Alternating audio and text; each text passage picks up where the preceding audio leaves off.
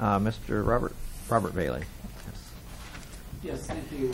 I'm from Helvetia, and I've lived there 26 years and began to get to know the complexity of the agricultural area back in 1986 when my wife and I co-chaired the Helvetia Mountaindale Preservation Coalition, which was the effort to educate the Department of Environmental Quality as to why 300-acre blocks in Helvetia would be an inappropriate landfill for Portland, and I should say the metro area.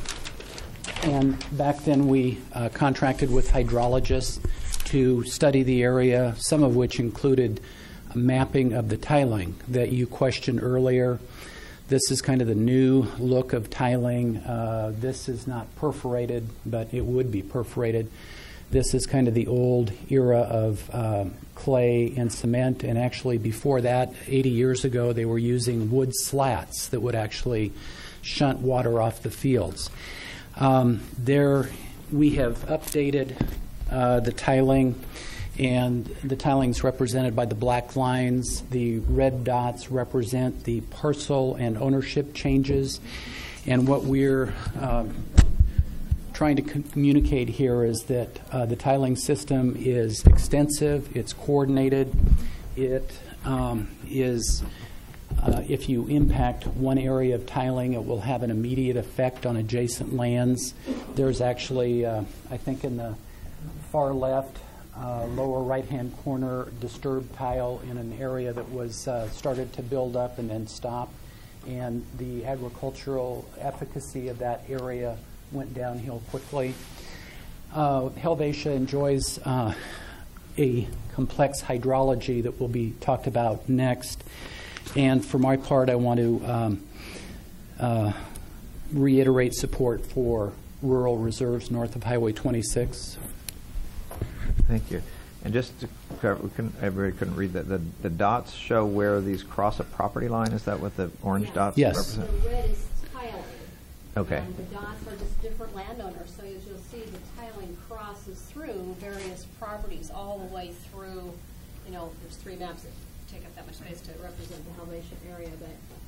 Okay, And reduced pictures of these are submitted for for our testimony. Oh, okay. So we can Put together by local farmers who know where all the tiling is in the area. Thanks. I was just couldn't read the key from here, so we'll look at this version you gave. And this is the same kind of mapping where the arrows represent water flow, and the dots are various wells and whatnot that show the hydrology of the area. Right. So, Patricia Bailey, were you? Yeah. I had a question. Councilor Liberty? This goes to my earlier question, which is one of the issues we're talking about is the risks of designating too much urban reserves or too little urban reserves. So I think at least one of my colleagues is interested in the question is, at what point does the simple designation of urban reserves begin to affect decisions about things like leases, maintenance, or investment related to agriculture? And I wonder if you had any opinion on that with respect to tiling. I know it requires a lot of maintenance, and it's 20 years basically so far out it doesn't make any difference. You're going to continue to invest in agriculture. It doesn't make a difference. This is an 80-year evolution, this infrastructure, and it does require maintenance. So I think if there was urban reserve investment in that long-term drainage would slow down.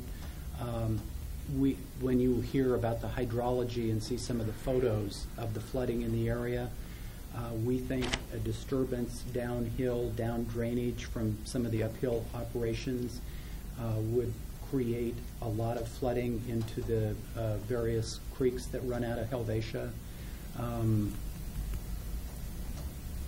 Thank you. And Councilor Park. thank you. I have a question. And looking at the tiling maps, are those the main stems of those, or are you including the laterals on those also? I was curious. You're referring to the historic ones or the color? The color code, because typically tiling is spaced between 20 and 40 feet apart, down at approximately 4 feet. And I was just looking at those. That's why I was just kind of curious if those were if those are just the main branches represented, because if the amount of acreage involved, it appears that those are the main lines, not the laterals. And so Yes.